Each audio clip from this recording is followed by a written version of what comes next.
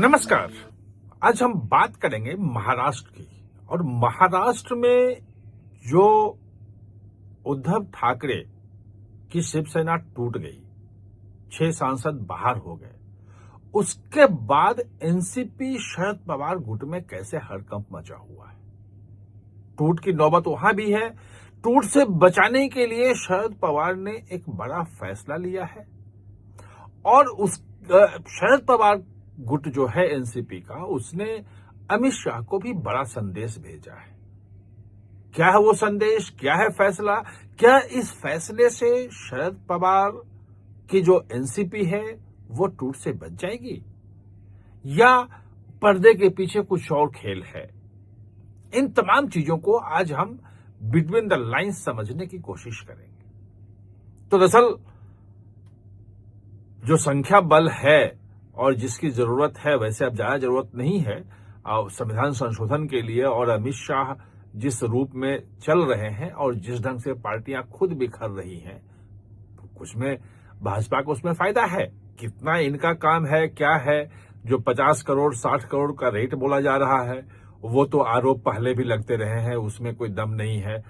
जब केजरीवाल मुख्यमंत्री थे तो वह हर दिन उनके सारे के सारे जो नेता जो हैं, वो सब लोग मुख्यमंत्री से लेके जितने नेता हैं, संजय सिंह, सब करते थे कि 20-20 करोड़ हमारे जो है विधायकों के लिए दिए जा रहे हैं, हमारे सब तोड़ने के लिए बैठे हुए हैं, ऑपरेशन लोटस चल रहा है। ये तमाम चीजें होती थी। कोई टूटा नहीं, कुछ हुआ नहीं था। अब जब हर जगह टूट शुरू हो गई है, टीएमसी में निकल आए हैं 20 सांसद, जो शिवसेना यूटीबी है उसमें भी टूट हो गई है, तो एक बार फिर ये चर्चा चल पड़ी है। पैसे की बात मैं नहीं जानता हूं, वो जो आरोप है वो आरोप हैं। रोहित पवार खुद आरोप लगा रहे हैं कि 50 करोड़ 60 करोड़ जो विधायक हैं, जो उनके एनसीपी शरद पवार गुट के, और उनके भतीजे भी लगते हैं, तो वो इस ढंग की चीजें आ रही हैं। उसमें कोई बहुत ज्यादा मायने जो है वो हम अभी देख नहीं रहे हैं पैसे वाले।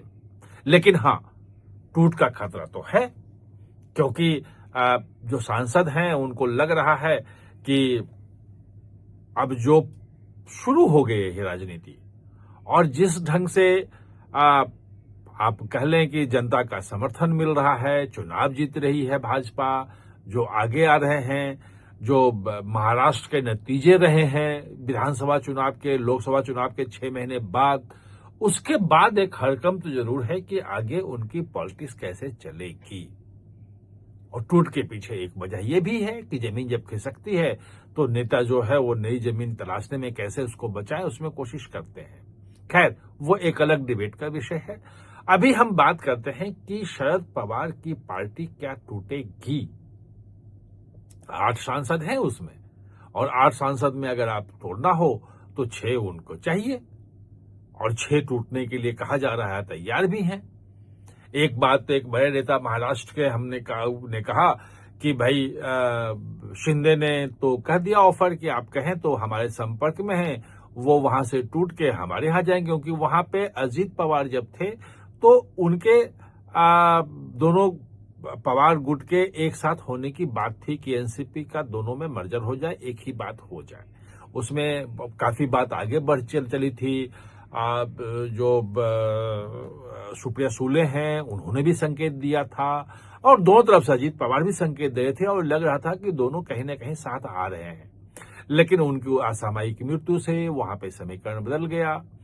अब जो नई जो उनकी पत्नी बनी है, उनके हाथ में है अब कमान, और वो नहीं चाहते हैं सुनेत्रा पवार की सुप्रिया सुले या बाकी लोग वहां पे आए और बाकी लोग आके और उस ढंग से चीजों को करें, अब हावी हो जाएं।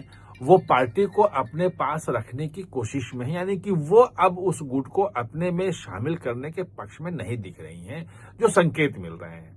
हाँ, एक बात निश्चित रूप से है कि शिंदे जो हैं, एकनाथ शिंदे, उन्होंने कहा कि वो लोग तैयार हैं और हमारे गुट में शामिल हो सकते हैं, शिवसेना में आ जाएंगे।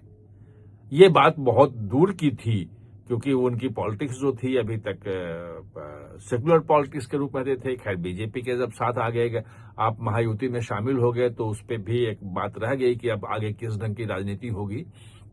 खैर उसको मना कर दिया गया, क्योंकि अगर होता तो एकनाथ शिंदे और बहुत ज्यादा मजबूत वहां, अभी भी मजबूत हो गए वो, और शायद मंत्रिमंडल में जो विस्तार होगा यहाँ केंद्रीय मंत्रिमंडल में, तो वो एक सीट और मांगेंगे कि हमारा मंत्री और होना चाहिए। संख्या बल बढ़ गया उनका, 6 और जुड़ गए। तो ये स्थिति थी। ऐसे में जो कहा जा रहा है कि जो वहां से जो फैसला, जो संकेत जो दिया है शरद पवार गुट ने अमित शाह के यहां जो संपर्क किया है, उसमें यह बताया जा रहा है कि उन्होंने कहा कि हम आपके जो संविधान संशोधन विधेयक आएगा, महिला आरक्षण से जुड़ा हुआ और परिसीमन से जुड़ा हुआ, उसका समर्थन करने के लिए हम तैयार हैं।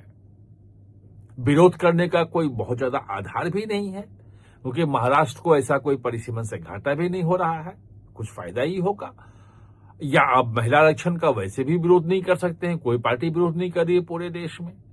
तो मोरल ग्राउंड जो है वो विरोध का नहीं बन रहा है हमारा। और उन्होंने कहा कि इंडिया ब्लॉक में कांग्रेस चाहे जो फैसला करे, हमारे जो 8 सांसद हैं वो आपके पक्ष में वोट डालेंगे। खुल के अभी बात कहीं बयान मैंने देखा नहीं, लेकिन जो मुझे सूत्रों के हिसाब से जो खबर मिली है, और बहुत कंफर्म खबर है ये, वो यही है कि शरद पवार जो है इंडिया गठबंधन से अलग होकर के और वोट डालने के लिए भाजपा के साथ संविधान संशोधन जो महिला आरक्षण को लेकर होगा और जो परिसीमन को लेगा, उसके लिए तैयार हो गए हैं। ये नई सिचुएशन है। और इसके बाद अगर आप देख लेंगे तो फिर कांग्रेस के अलावा और बाकी कोई बचता हुआ दिख नहीं रहा है कि जो इनके साथ जो छोटी छोटी पार्टियां हैं वो होंगी। और ये भी बात कही जा रही है कि झारखंड मुक्ति मोर्चा ने भी संकेत दिया है कि वो भी इस बार जो है वो इस संविधान संशोधन के पक्ष में वोट कर सकते हैं। बात ये भी निकल के आ रही है कि झारखंड मुक्ति मोर्चा के जो प्रमुख हैं और जो मुख्यमंत्री हैं, वो खुद मिलने के लिए वो तैयार हैं और वो आना चाह रहे हैं कि हम मिलें। तो अगर हेमंत सोरेन आ जाते हैं, बाकी लोग आ जाते हैं, तो फिर उसमें बहुत कुछ बचता नहीं है। वो पॉलिटिक्स जो है वो अब एक ऐसी दिशा में चल पड़ी है कि सभी खुद ब खुद जो है वो आ रहे हैं कि हम इस बिल का समर्थन कर रहे हैं। जिन्हें 2 महीना पहले इसके खिलाफ वोट दिया था, अब उसके समर्थन की बात करने लगे हैं। आप हमारे साथ जुड़े, इसके लिए बहुत बहुत धन्यवाद।